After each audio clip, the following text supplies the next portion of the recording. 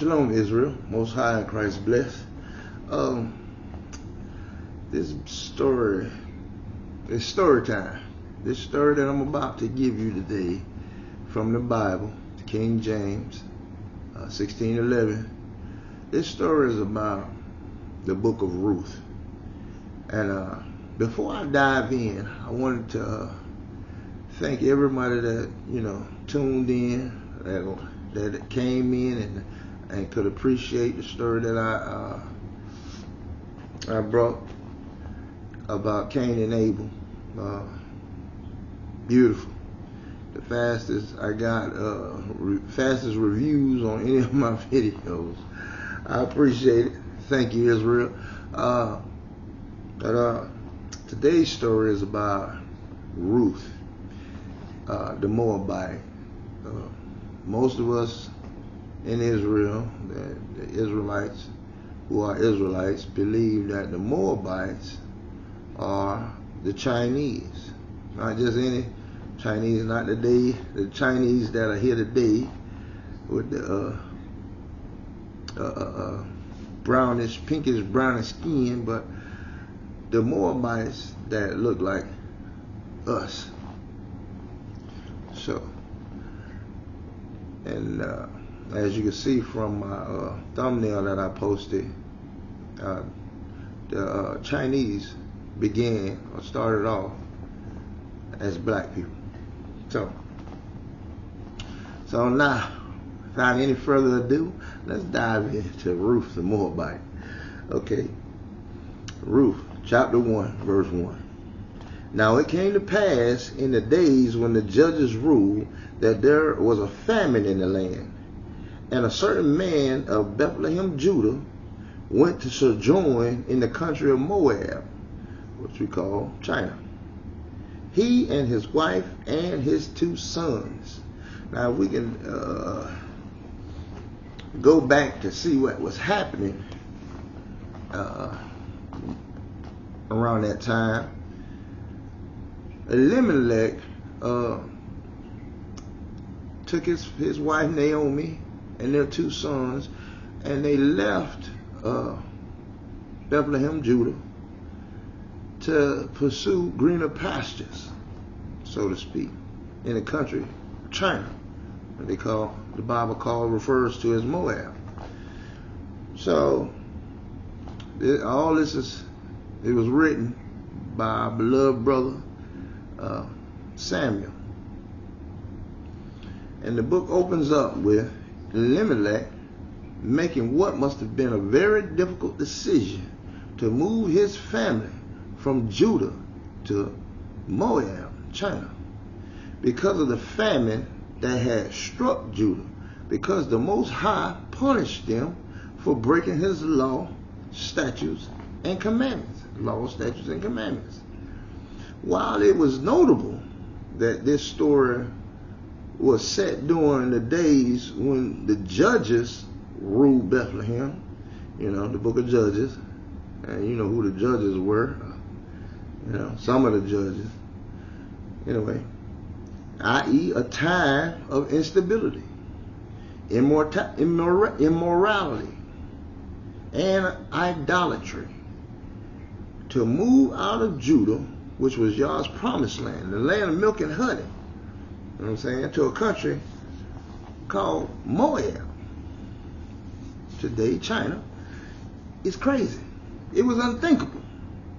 So it's like he moved him and his family out of the promised land that God promised his ancestors, that this land would be theirs, that he was already on. They were already there.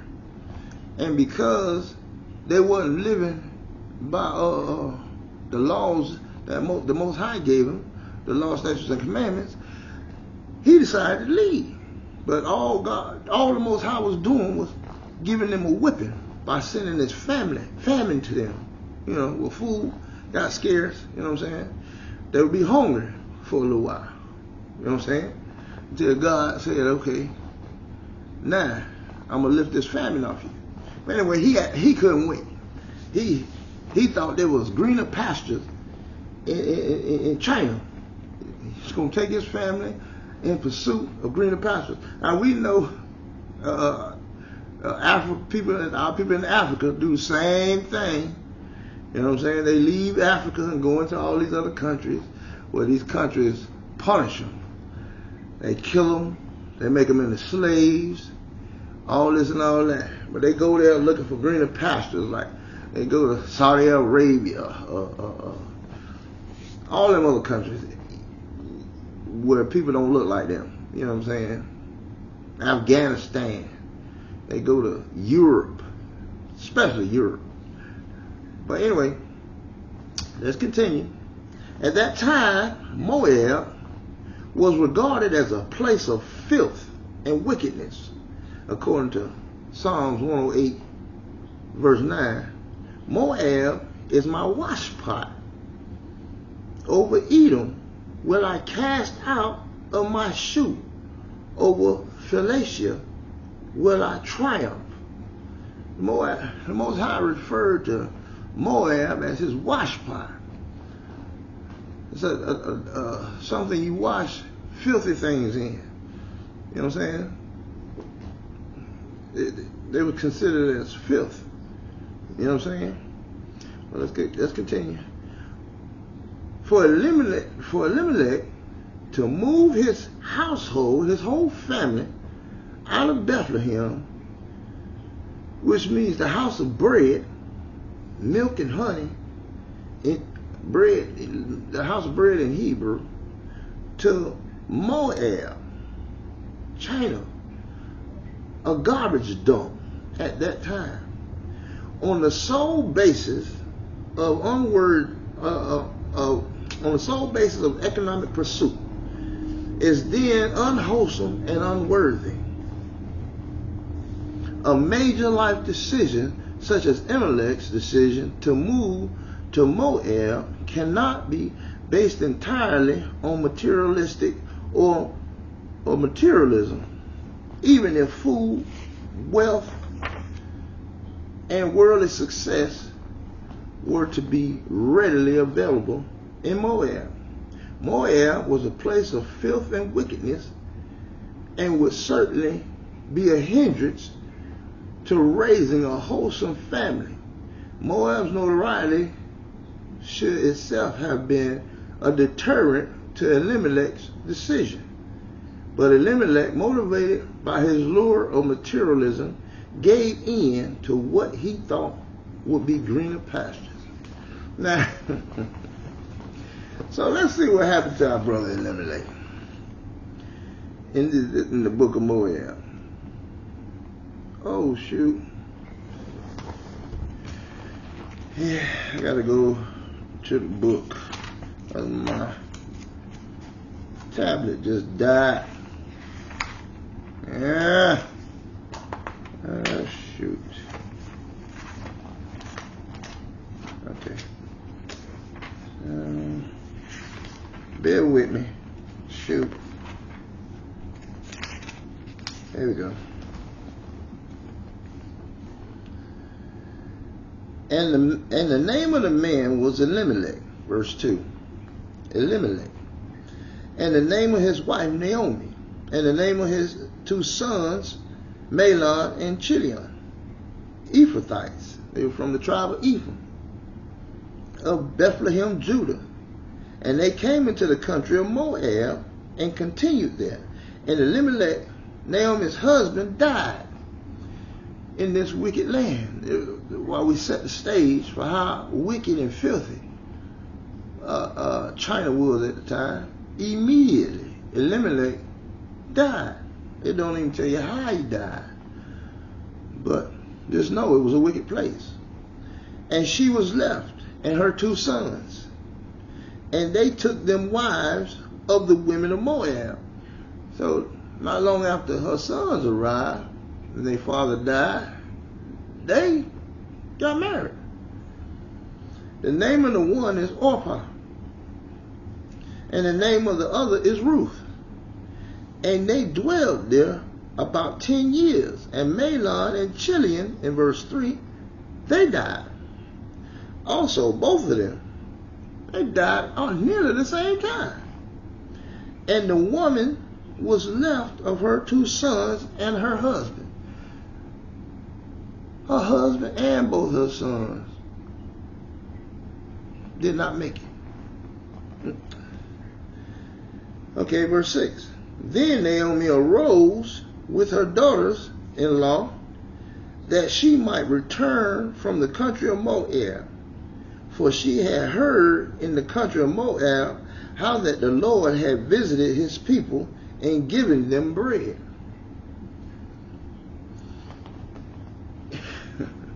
Anyway, okay, now we know that soon after Elimelech arrived with his family to the country of Moab, and the Most High considered this country at the time a wash pot, a filthy place, a wicked place. And not soon after they arrived, Ruth's husband and both her sons were dead, leaving her alone with her 2 daughters-in-law. So, hold on a minute. I apologize once again, family. Every time I get to doing these videos, somebody want to stop by. All praise. Anyway, verse 7. Wherefore she went forth out of the place where she was, and her 2 daughters-in-law with her. And they went on the way to return unto the land of Judah. So they packed up all their stuff and they got ready to go. And Naomi said unto her 2 daughters-in-laws, Go return each to your mama's house, to your mother's house. The Lord deal kindly with you, as ye have dealt with the dead and with me. Now, she was sending them, she asked her daughter-in-laws to, y'all go back to your families now. Go back to where you from. Go back to your peoples. And peace and blessings. I appreciate everything y'all did for me. I appreciate all the help. You know what I'm saying? And y'all been some great girls. Y'all been some good girls. You know what I'm saying? That's what she was telling them. You know what I'm saying? And I wish you all the best. That's what she was saying. Verse 8. Verse 9. And the Lord grant you that ye may find rest, each of you, in the house of her husband. Then she kissed them, and they lifted up their voices and wept. Now, she told them, you know, I hope y'all find some more husbands, you know what I'm saying, to marry. And, you know, I hope your families thrive and all that. And then she gave him a kiss, and everybody started crying. They loved each other. Okay. Verse 10. And they said unto her, Surely we will return with thee unto thy people. We want to go with you. That's what they told her. They say they wanted to go with Naomi to her people. In verse 11. And Naomi said, Turn again, my daughters. Return. Don't think like that, my girls, my daughters. Why will ye go with me? Why go with me? Are there yet any more sons in my womb that that they may be your husbands? She said, I'm not pregnant. I don't have any more children, no more sons in my womb, in my stomach. I don't have any more that that you can marry. I don't have any more sons that you can marry. You know what I'm saying?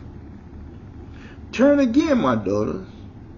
Go your way, for I am too old to have a husband.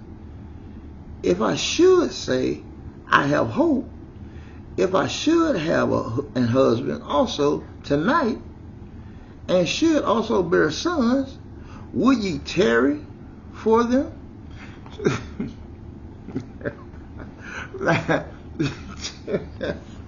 She say, now if I did find a man tonight, if I had a husband and then we got married tonight, and even if I got pregnant tonight, would y'all wait for this child to grow up? You know what I'm saying?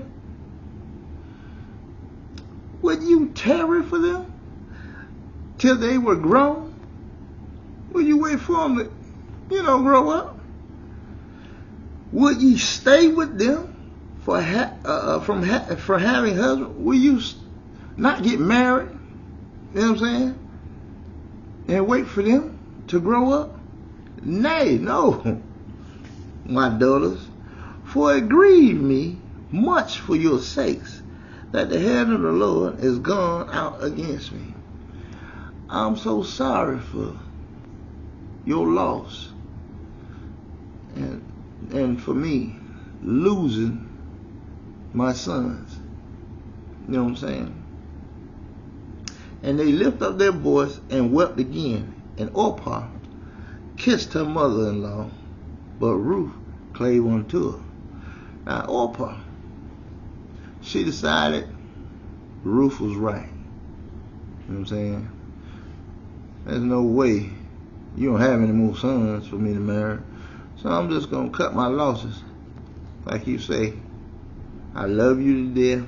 I wish I could go with you and meet some of your other sons if you had any, and marry them. But from what you saying, you don't have anything. I ain't waiting on no child for you to get pregnant and have another child to grow up.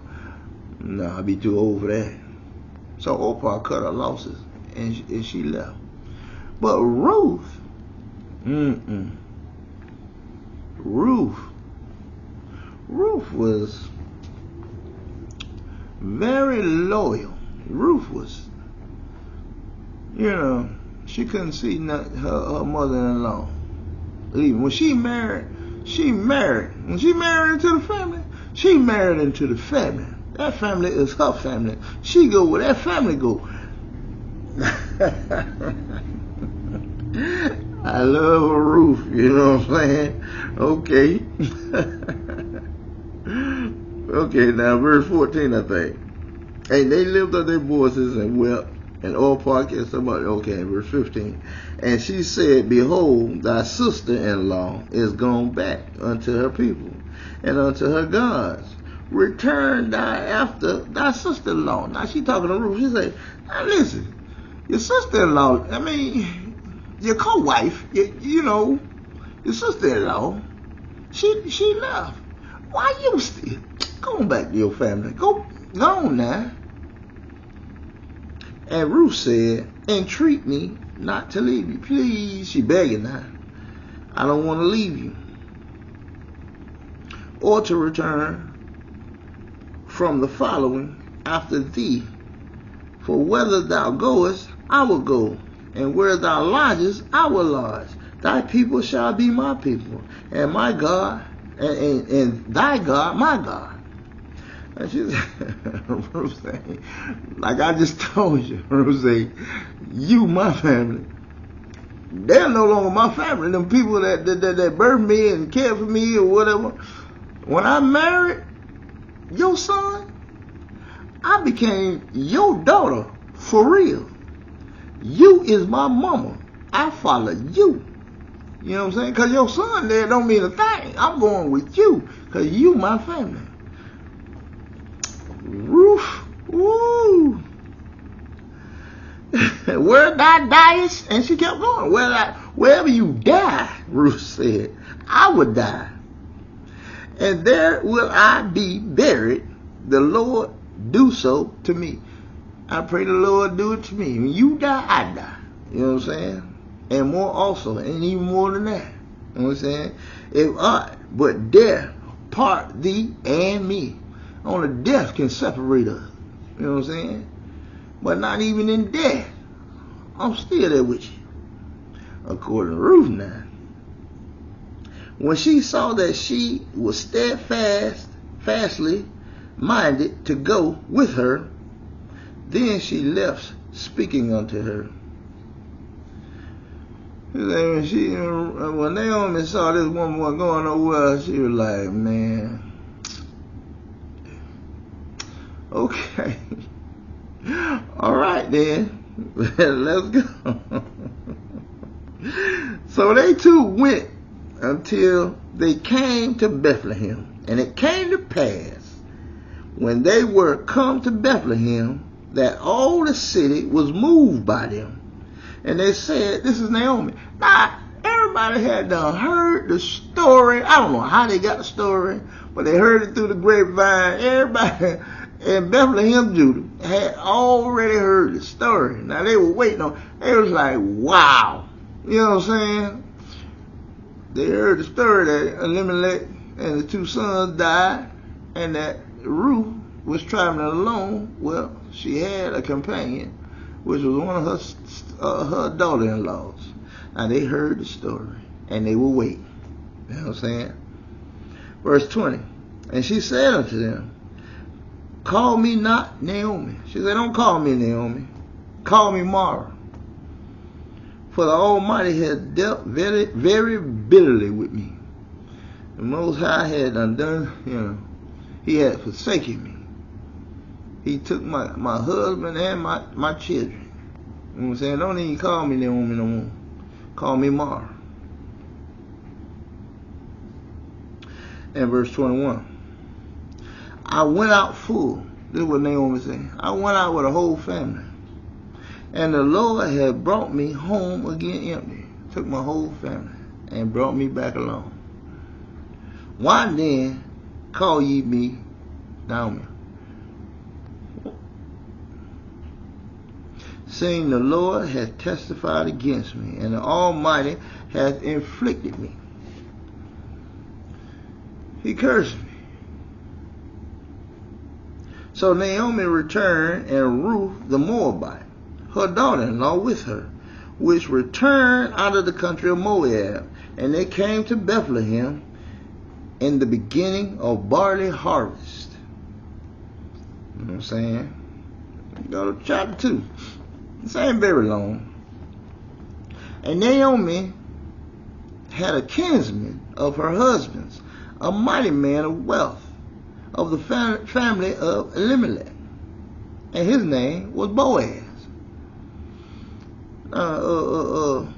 Elimelech, her husband, had a rich family member named Boaz. And Ruth the Moabite said unto Naomi, let me now go to the field and glean ears of corn after him, in whose sight I shall find grace. Now she said, let me go in the field and put in some work, do some work. So, when, if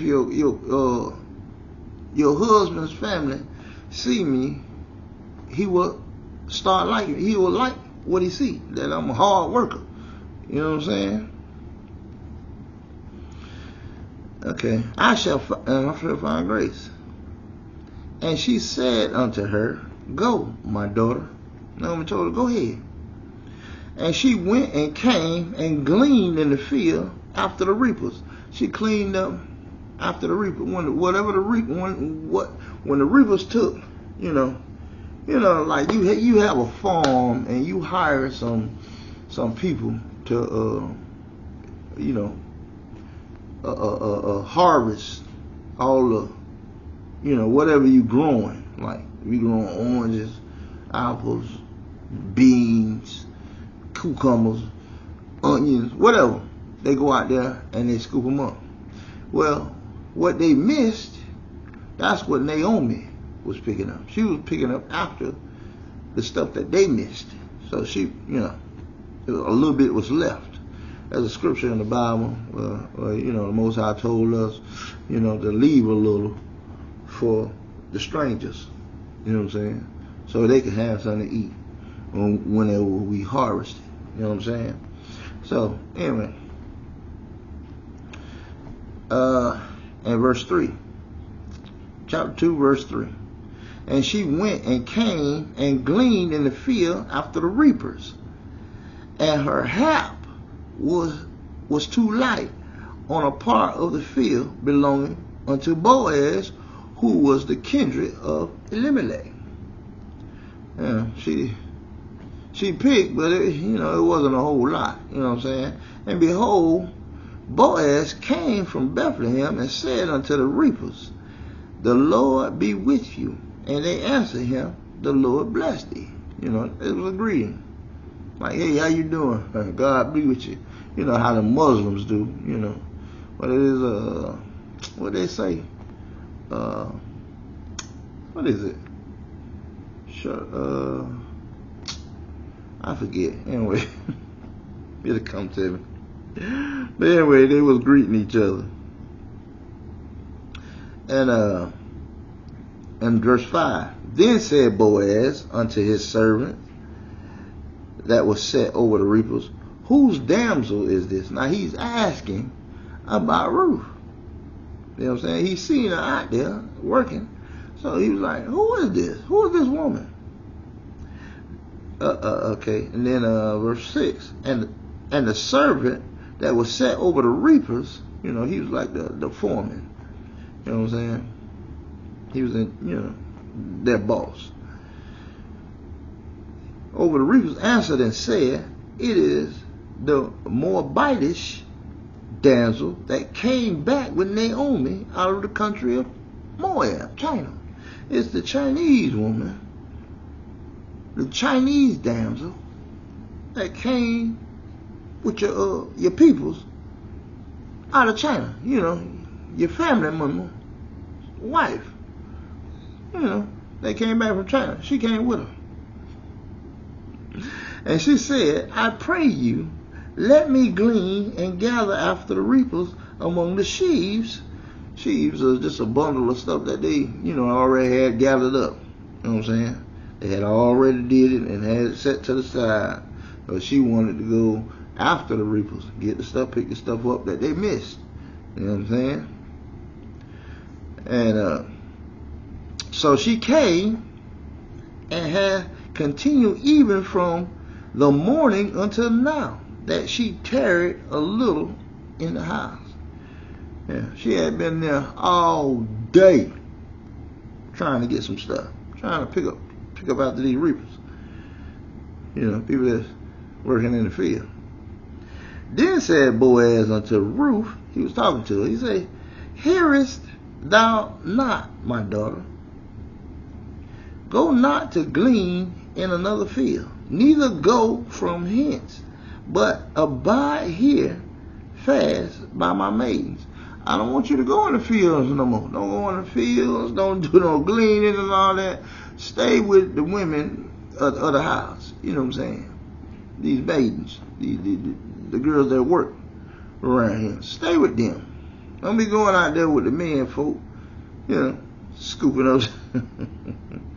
Then said Boaz verse 9, let thine eyes be on the field that they do reap, and go thou after them. Have I not charged the young men that they shall not touch thee? And when thou art athirst, go unto the vessels and drink of that which the young men have drawn. Is he giving her permission to go reap after the reapers? And then asking, and if she gets thirsty, go take drink. Go get a drink from the reapers, from their vessels. Sounds like it. Then she fell on her face and bowed herself to the ground and said unto him, why have I found grace in thine eyes? So it looked like Boaz must have changed his mind, because he told her to abide with the maidens. But then he told her, next thing he told her, go, you can go get what you pick up after the reapers. So now, Ruth done fell down, bow down to her knees, hands and knees, and bowed herself to the ground, and said unto him, why have I found grace in thy eyes? You know what I'm saying? Why did you change your mind? That thou shouldest take knowledge of me, seeing I am a stranger?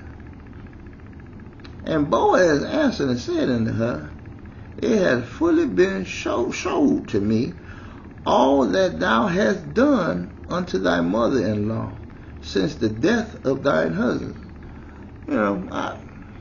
It was told to me, explained to me, I found out that all the good that you did towards my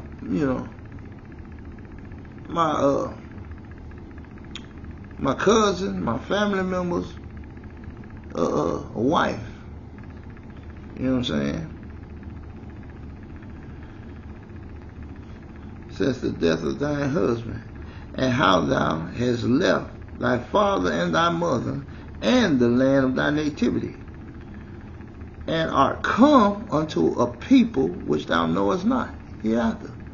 That you left everything you knew, the people you knew, your whole family, and came here. That speaks volumes for you. And the Lord recompense thy work. I pray you be blessed. The Father blesses you in everything you do. And a full reward be given thee of the Lord God of Israel, under whose wings thou art come to trust. What I just said. 13. Then she said, Let me find favor in thy sight, my Lord. Oh, she called him my Lord. For thou hast comforted me, and for that thou hast spoken friendly unto thine handmaid. Thou I be not like unto one of thine handmaids. Even though I ain't one of your handmaids, you treated me kind, you've been nice to me, and you've spoken wonderful words to me, and I appreciate it. What Ruth was saying to Boaz, verse 14. And Boaz said unto her, At mealtime, come down hither. Come to me after, when it's time, at supper time, and eat of the bread, and dip thy morsel into the vinegar. And she sat beside the reapers, and he reached her parched corn, and she did eat, and was sufficed, and left. And then supper time, she ate well, she was satisfied, and all that good stuff. And when she was risen up to glean, she wanted to go back to work. When she woke up, Boaz commanded his young men, saying, Let her glean even among the sheaves. Even after you done, tied up the bundles and everything, go out and let her go out there and glean. Let her go out there and work. And reproach her not. Don't stop her. Just let her go out there and work. Is what he told his men. And let fall also some of the handfuls of purpose for her. So let some of that stuff fall to the ground on purpose. Leave some stuff for her to pick up easily, for her to easily pick up. But she ain't got to work that hard to pick it up. Let some of it fall on purpose. You know what I'm saying? This is what he tells his reapers. You know what I'm saying? And leave them, that she may glean them, and rebuke her not. Don't stop her. Let her get it. Let her pick it up. Drop some stuff on purpose. Don't make it look like, you doing something to help her. Let it seem like you let it fall. You know what I'm saying? Without her knowing you doing it on purpose. You know what I'm saying? So she could easily pick it up. Don't act like you're doing her no favors, basically. You know what I'm saying? And don't stop her. So she gleaned in the field until even. She stayed out there until dark, and beat out that she had gleaned, and it was about an ephah of barley. She looked at everything she had them picked up. She had them picked up a lot that time, boy. She had a lot. And she took it up and went into the city, and her mother-in-law saw what she had gleaned, and she brought forth and gave to her that she had reserved after she was sufficed. Now she got what she wanted, she gave the rest to her mother-in-law. You know what I'm saying? And her mother-in-law said unto her, where hast thou gleaned today? You're like, dang, you got a lot today. Where you went to get all this? How did you get all this? You know what I'm saying? That was Naomi was telling her. And where rottest thou? Where was you working at today? Blessed be he that did take knowledge of thee. You know what I'm saying? Bless the person that saw you, and she's going to start blessing. You know what I'm saying? And she showed her mother-in-law with whom she had wrought. She told her mother-in-law who she had worked for. And said, the man's name with whom I wrought today is Boaz. And she's telling her, like, the man she worked for this day was your family member, Boaz. And Naomi said unto her daughter-in-law, blessed be he of the Lord, who has not left off his kindness to the living and to the dead. And Naomi said unto her, the man is near of kin unto us, one of our next kinsmen. He like a brother to my husband, the guy who you work for today. You know what I'm saying? And she blessed Boaz for, what he did for her. You know what I'm saying? And Ruth the Moabite said, he said unto me also, thou shalt keep fast by my young men unto they have ended all my harvest. Stay close to the men in the field. You know what I'm saying? Because, when they harvest, you're going to get, so you can get more. You know what I'm saying? And Naomi said unto Ruth, her daughter-in-law, it is good, my daughter, that thou go out with his maidens, that they meet thee not in any other field. So, seems like some of the maidens was able to go out into the field also. And Ruth stayed with them, the ones that was allowed to go out after the men and pick up after them. Okay. So she kept fast by the maidens of Boaz to glean unto the end of barley harvest and a wheat harvest, and dwelled with her mother-in-law.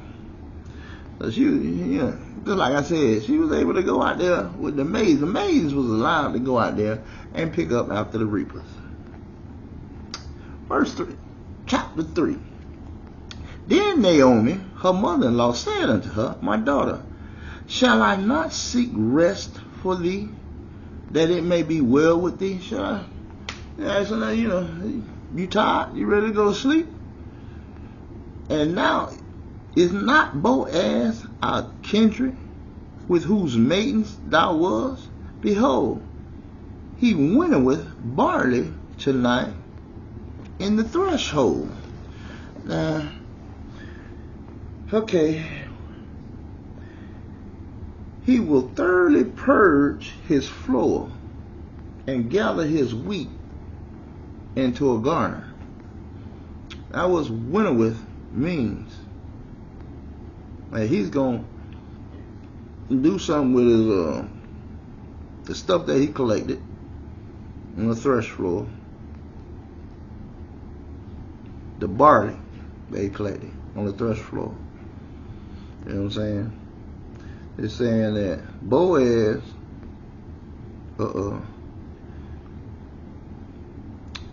I guess basically, I don't know how, I've never worked in a wheat field and barley and all that. So Y'all got to bear with me on that. I don't know what they do, you know what I'm saying, when they gather it all up. I don't know if they burn it or whatever. I don't know. But it's something you're going to do on the thresh floor with the barley and stuff, you know, the stuff that they collected. You know what I'm saying? So anyway, where was I? Wash thyself well. She was asking if she was too tired.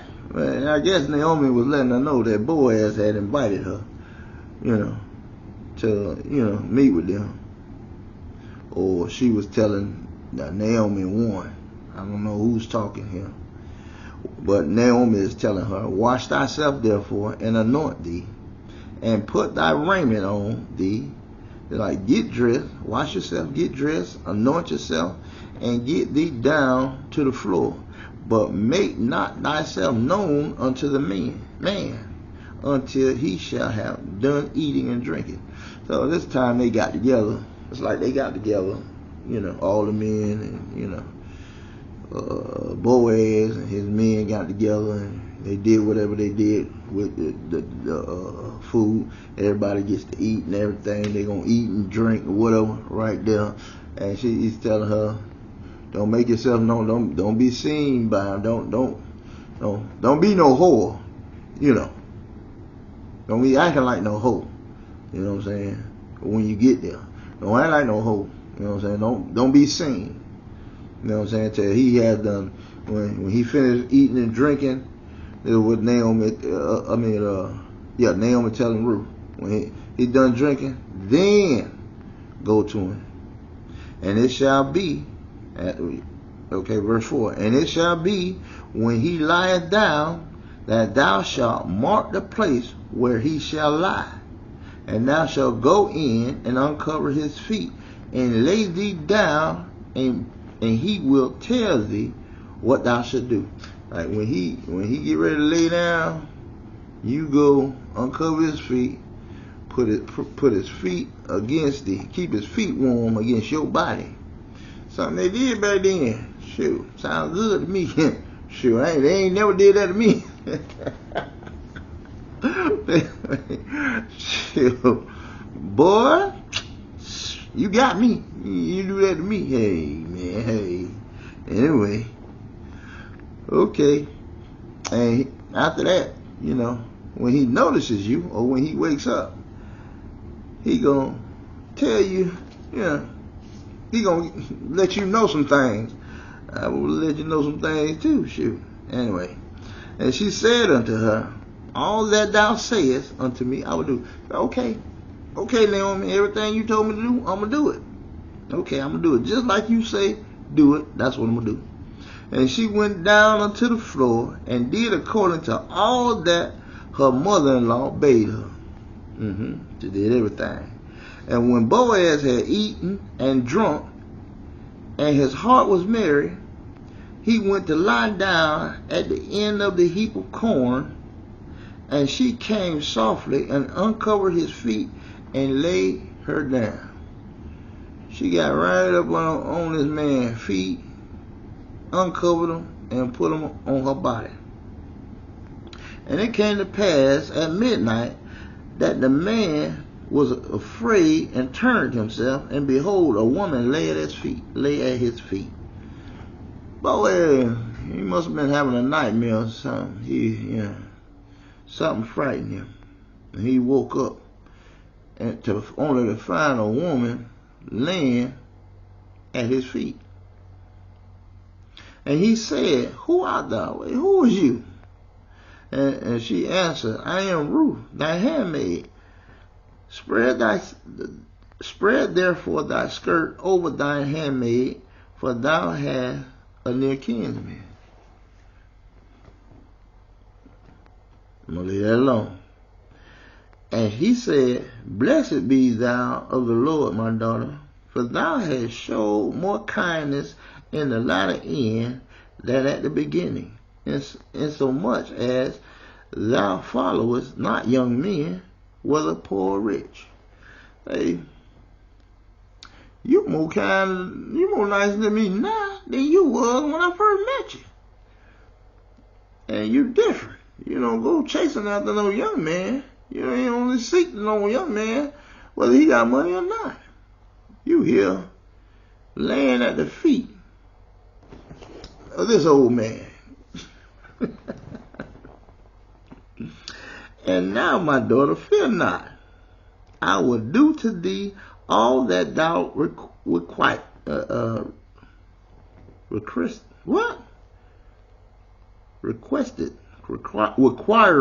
Oh, shoot. Sorry, y'all. Requirest. My glasses. I'm going to blame it on my glasses. For all the city of my people doth know that thou art a virtuous woman. You're a good woman. Very good woman. And now it is true that I am thy near kinsman. Howbeit, there is a kinsman nearer than I. I might be your, the closest thing to, my nephew or whatever that you married.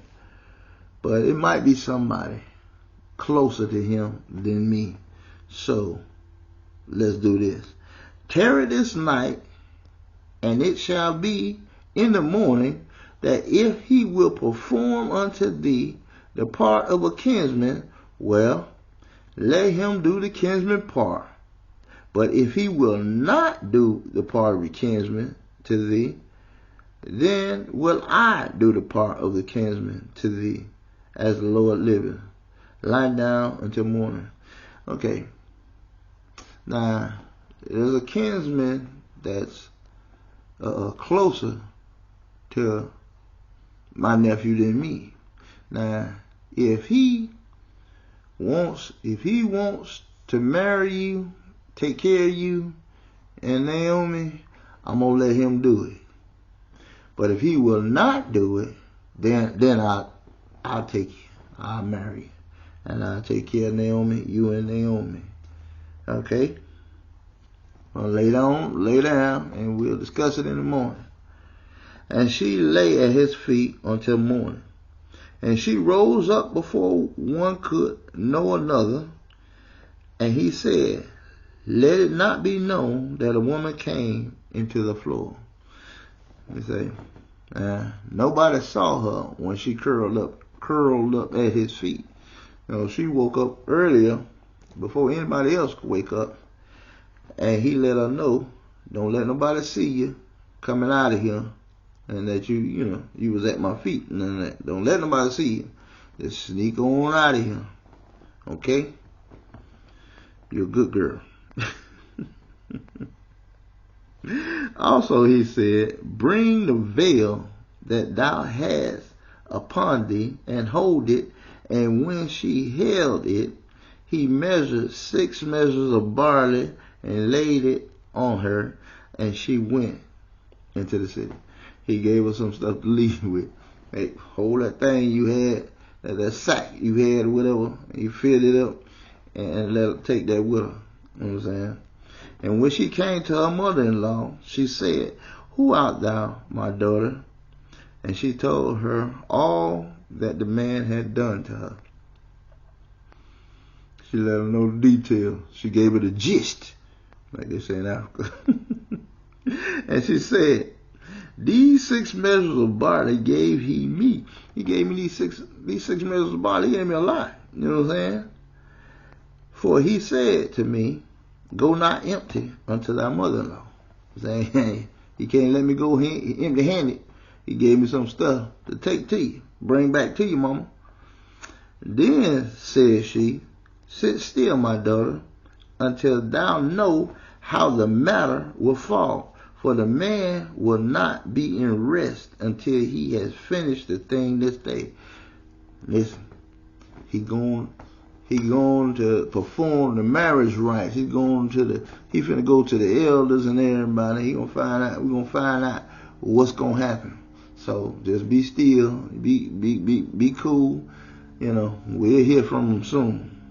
Is what Naomi telling them. Let's go to chapter 4. Okay, this is the last chapter. Then went Boaz up to the gate and sat him down there. And behold, the kinsman of whom Boaz spake came by, unto whom he said, Ho, such a one, turn aside, sit down here. And he turned aside and sat down. He said, young man, come here. I've been looking for you. Come here. Sit down right here. I need to talk to you. You know what I'm saying? And he took 10 men of the elders of the city and said, sit ye down here. And they sat down. Well, he must have told them to wait here. The young man he'd been looking for. The kinsman closer than he was to Elimelech. So, and he got 10 of the kinsmen, you know what I'm saying, the elders, and brought them so they could hear it too, what he had to say. You know what I'm saying? Verse 3. And he said unto the kinsman, Naomi, that is come again out of the country of China, Moab, selleth a parcel of land, which was our brother Elimelech's. Now, Naomi had a portion of land, which was her inheritance. You know what I'm saying? And I guess she was willing to sell it. And I thought to advertise thee, saying, buy it before the inhabitants and before the elders of my people. If thou wilt redeem it, redeem it. But if thou wilt not redeem it, then tell me, that I may know, for there is none to redeem it beside thee, and I am after thee. And he said, I will redeem it. Now he's talking to the kinsman that is closer to him. He said, now Naomi got a portion of land. She got some land, an inheritance. You want to sell it, you know what I'm saying? Now, if you buy it, I mean, you got to take care of Naomi. You know what I'm saying? But if you ain't willing to take on, this responsibility, you know what I'm saying? I'll do it. I'll redeem it. I'll buy it. And, and everything. So, what say you? What you want to do? Then said Boaz, what day thou buyest the field of the hand of Naomi, thou must buy it also of Ruth the Moabite, the wife of the dead, to raise up the name of the dead unto his inheritance. And you got to take care. When you buy it, you got to take care of Naomi and Ruth. Ruth was, the wife of one of her sons. And when you get her pregnant, that child has to raise up the name of the dead son. You know what I'm saying? That's the son's child that you're actually having with Ruth.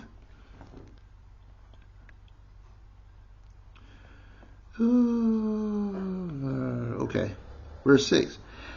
And the kinsman said, I cannot redeem it for myself. He said, I ain't going to be able to do it, lest I mar my own inheritance. I'm going to mess up my own inheritance by doing that. I can't do it.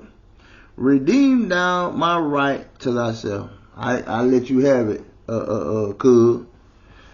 for I cannot redeem it. I ain't going to be able to do it. Now this was the manner in former time in Israel concerning redeeming and concerning changing. For to confirm all things, a man plucked off his shoe and gave it to his neighbor.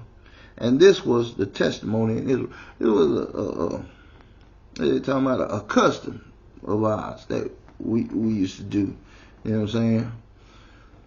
Changing shoes. You know what I'm saying? And giving it. I give it to you, neighbor. And take off my shoes, and I'm going to give my shoes to you. You walk in those shoes right there. You know what I'm saying? Therefore the kinsman said unto Boaz, buy it for thee. So he drew off his shoes. He took off his shoes. I take it, okay? And Boaz said unto the elders and unto all the people, ye are witnesses this day that I have bought all that was Elimelech's and all that was Chilion's and Mahlon's of the hand of Naomi. Self-explanatory. Listen, I'm buying everything. These Naomi, Ruth, they belong to me now. They're my responsibility. I'm taking the responsibility of Elimelech, his 2 sons, his wife, and his daughter-in-law. You know what I'm saying? And y'all witnesses. Y'all can testify to this. I'm telling y'all this is what I'm doing. Moreover, Ruth the Moabite, the wife of Mahlon, I have purchased to be my wife. Ruth, that's my wife. I done paid her bride price. She's not my wife. To raise up the name of the dead unto his inheritance. And our children shall be the children of her dead husband, Elimelech's son. They would take his name and his inheritance. To raise up the name of the dead upon his inheritance, that the name of the dead be not cut off from among his brethren and from the gate of his place. Ye are witnesses this day. Self-explanatory. And all the people that were in the gate and the elders said, we are witnesses. The Lord make the woman that is come into thine house like Rachel and like Leah, which two did build the house of Israel, and do thou wordily in Ephratah, and be famous in Bethlehem. You know. Yeah, self-explanatory. And let the house be like the house of Pharez, whom Tamar bare unto Judah, of the seed which the Lord shall give thee of his young woman. So Boaz took Ruth, and she was his wife. And when he went in unto her, when they consummated the marriage, the Lord gave her conception. She got pregnant right away. And she bare a son. The woman said unto Naomi, blessed be the Lord, which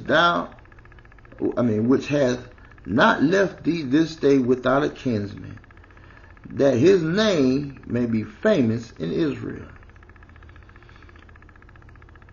The women of Israel blessed Naomi, saying, now your son has a son. You know what I'm saying? So he shall be blessed in Israel. And he shall be unto thee a restorer of thy life. Your name can go on, your family can go on, and a nourisher of thine old age, your grandchild. For thy daughter-in-law, which loveth thee, which is better to thee than 7 sons, have borne him. Your daughter-in-law love you to death, would die for you. She gave you a child, a grandchild. It's your grandchild from your daughter-in-law. She gave it to you. And Naomi took the child and laid it in her bosom and became nurse to it. She thought she took care of the child. And the women, her neighbors, gave it a name, saying, there is a son born to Naomi, and they call his name Obed.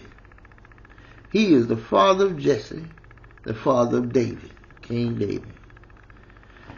Now these are the generations of Pharez. Pharez begot Hezron, and Hezron begot Ram, and Ram begot Aminadab, and Aminadab begot Nashon, and Nashon begot Salmon, and Salmon begot Boaz, and Boaz begot Obed, and Obed begot Jesse, and Jesse begot David. That's a story Ruth the Moabite. Now, I want to go to the moral of the story and just talk about some stuff. Ruth was a virtuous woman. Why? She was faithful, loyal, and virtuous. She was a hard worker and one who takes care of those around her. She was committed to relationships and her family. She was diligent in her work. She worked hard. She was polite, respectful, and appreciative.